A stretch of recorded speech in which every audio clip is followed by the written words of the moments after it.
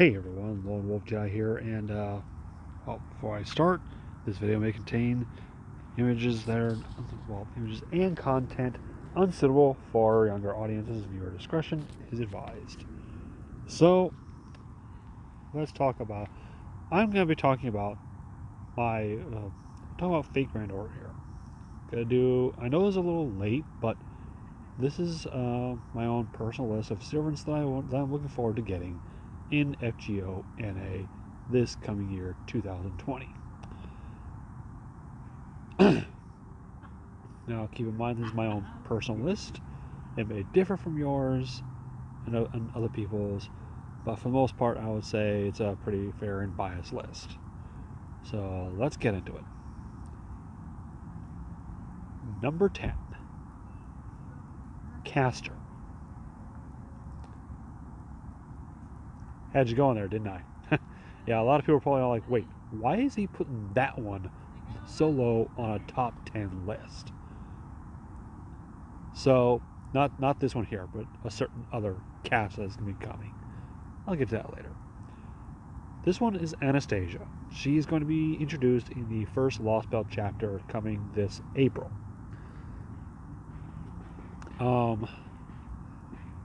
Me personally, she doesn't seem to be a bad servant, but honestly, I never quite got into the whole Anastasia story. I mean, I've seen bits and pieces of the Dawn Blue film that was made years ago, and honestly, I never really paid attention to it. But when I first saw her in the during that Lost Belt prologue, I'm like, hey, this character looks pretty interesting. Number 9, Saber. Sigurd. Now, normally he wouldn't be on any most people's top 10 list, but for me, it's like, first of all, he looks like a pretty good saber. Okay, plus he's like one of the biggest, I would say, Norse heroes of Norse mythology. Plus, I have Brynhildr, so want to reunite Brynhildr with her love, that kind of thing. Number 8, Rider. Achilles. Now, when I first saw this guy in Fate Apocrypha, I thought, hey, this guy's pretty cool. I like him. Much better than the Achilles I've seen in other media. He looks pretty young here, pretty good. Plus, I'm kind of intrigued to see what kind of lines Penthesilea will have with him. Considering that she's always been like, you always hear her say Achilles and stuff like that. Number 7, Lancer. Amante. Yeah, y'all know why. There you go. But back to Bradamante is actually looks to be a very good Lancer servant. Her and PSI, but altogether, I think she's a pretty good servant. She'll be a good addition to my Chaldea. Unfortunately, I have to wait like almost an entire year for her, and she comes out with next year's Christmas banner. Little thing to note about the Christmas banner next year: apparently JP had not did it on a rerun. So if you want to have a welfare servant that has not been brought back yet, the one for the next year is going to be that one. It's Samba Santa Ruler Quetzalcoatl. And speaking of rulers, number 6, Ruler Kimchi. I know a lot of you are probably all like, wait, this guy is the first emperor of China.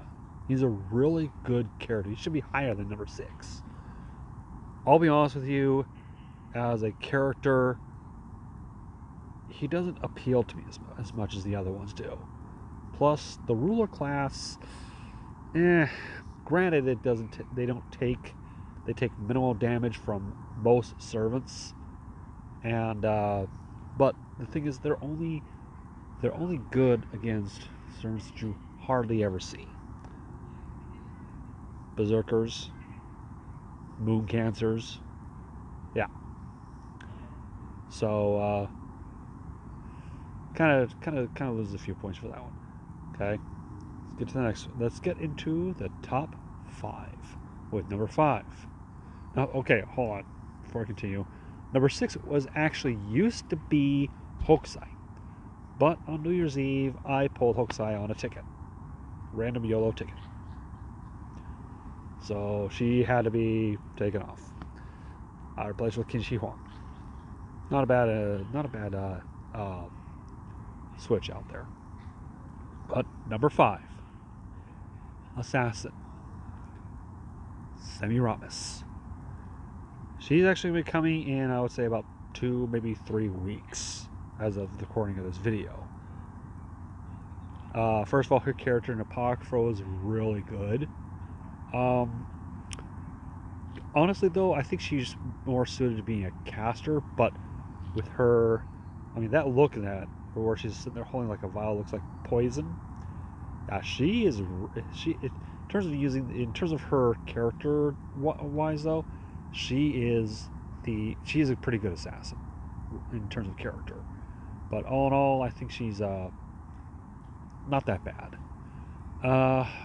Honestly, though, she's an AoE assassin. I do have Cleopatra, but I wouldn't mind using Semiramis a few times here and there. So, yeah. Also, come on, who wouldn't want that as a character? Number 4, Alter Ego, Okita Soji Alter. When I heard about her being introduced a couple years, about 2 years ago in JP, I was like, oh, Okita Soji's got an Alter version now, and she is incredible. Okay, she has an AoE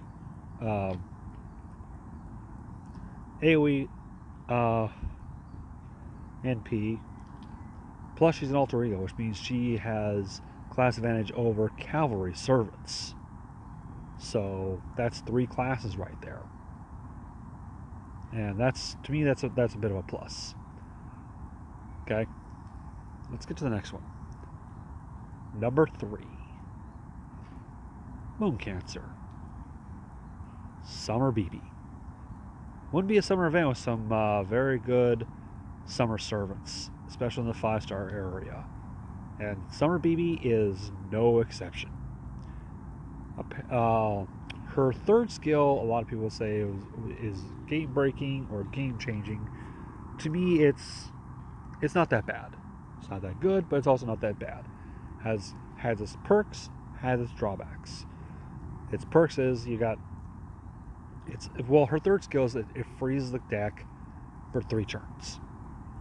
In other words, you get the same deck for the next 3 turns, which is good for certain situations. For example, as you all know, I have MP5 Musashi.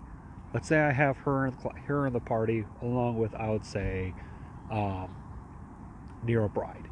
Okay, I use Nero Bride's 1st skill on Musashi. I just got a couple more levels to make it level 10. But let's say I put that skill on Musashi. Say I have it level 10 by that time, and and I have 3 cards come up as I would say an AQB, Arch Quick Buster for Musashi. All to do is BQA with that and her her 5th form skill, and maybe I would throw in that the 3rd skill where she gains a good amount of crit stars. Her crit star generation increases. So, combination of those 2 my NP would probably skyrocket for the next 3 turns. I will probably have it at 300% by the 3rd turn. So that's one of the ways it would be good. Ways it would be bad is if it's not a good, the situation is not good. There have been quite a few situations where the cards were not good. But like I said, it's not. It would be a good move if I could pull it off. So let's get to number 2. Archer. Summer Jeanne d'Arc. I'll be honest with you, Jeanne d'Arc is probably my favorite ruler class servant. She's really good, especially since after her interlude, she's just increased her effectiveness in the ruler class so much more. I like her as a support. Seen her summer version. It's not that bad. It's not as bad as some people would say, but at the same time, it's good. Plus she looks pretty good in her outfits. But I'll be honest with you, this is gonna be the first summer event where I'm looking forward to the free servant. Yeah, Zerker Jalter just looks so freaking good. Okay, in my opinion, Zerker Jalter is probably, in terms of appearance, the best looking free summer servant, best looking summer welfare servant. So now that you're all wondering what number 1 is, you could obviously take a guess. Caster. Do I really need to say it?